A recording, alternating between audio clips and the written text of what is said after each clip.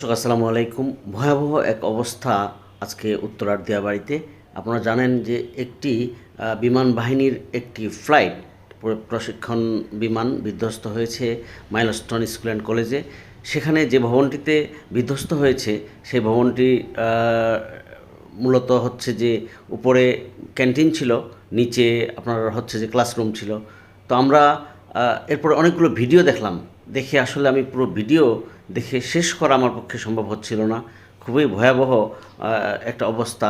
মানুষজন, কিছু মানুষকে উদ্ধার করে নিয়ে আসা হচ্ছে, সেই মানুষজনের শরীরে কোনো কাপড় নেই, মানে পুড়ে গেছে, শরীর পুড়ে গেছে।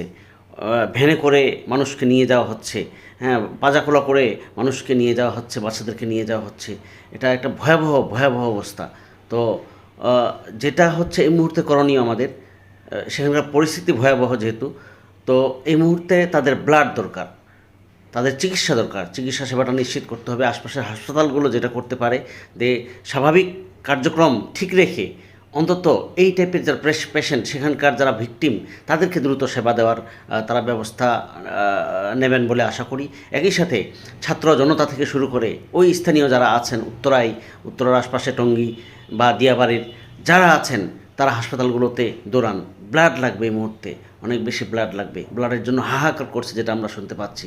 তো আপনারা সেই হাসপাতালগুলোতে যান, গিয়ে ব্লাড দিয়ে আসে, স্ব-উদ্যোগে ব্লাড দেন। আপনার কাছে এই মুহূর্তে কেউ ব্লাড চাইবে না, কিন্তু ব্লাডটা ওই পেশেন্টের কাছে গেলেই আপনি বুঝতে পারবেন যে তারা ব্লাডের জন্য হাহাকার করছে, ডাক্তাররা ব্লাড করছে।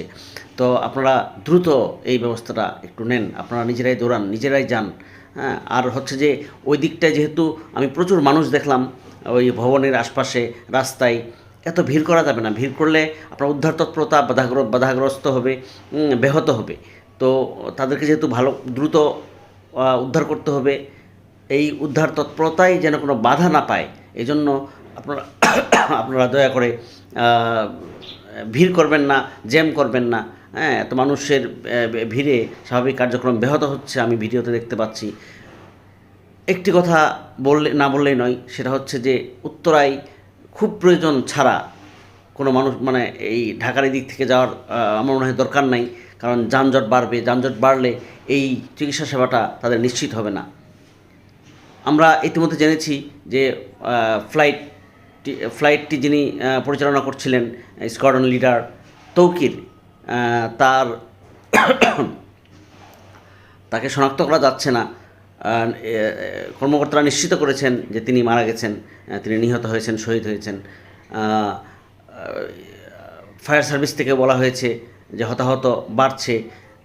যারা আহত হয়েছে তাদেরকে ঢাকা মেডিকেলে পাঠানো হয়েছে, সেখানকার স্থানীয় হসপিটালগুলোতে নেওয়া হয়েছে।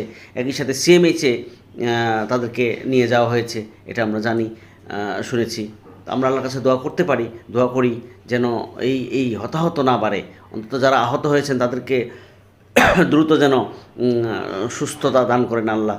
আর যারা মারা গেছেন তাদেরকে যেন শহীদ মর্যাদা দান করেন। আমরা এই যে মানে বাচ্চাগুলো, হ্যাঁ, এই বাচ্চাগুলোর তো মানে এদের কোনো পাপ নেই, এরা তো নিষ্পাপ। মানে এই যে পরিবারটির একটি বাচ্চা, একটি সন্তান, কারো ভাই, কারো চাচা, বাবা, এই যে আহত নিহত হয়েছেন, তাদের পরিবারের এই মানুষগুলো নেই, তারা আসলে কতটা কষ্টের মধ্যে আছে সেটা আমরা একবার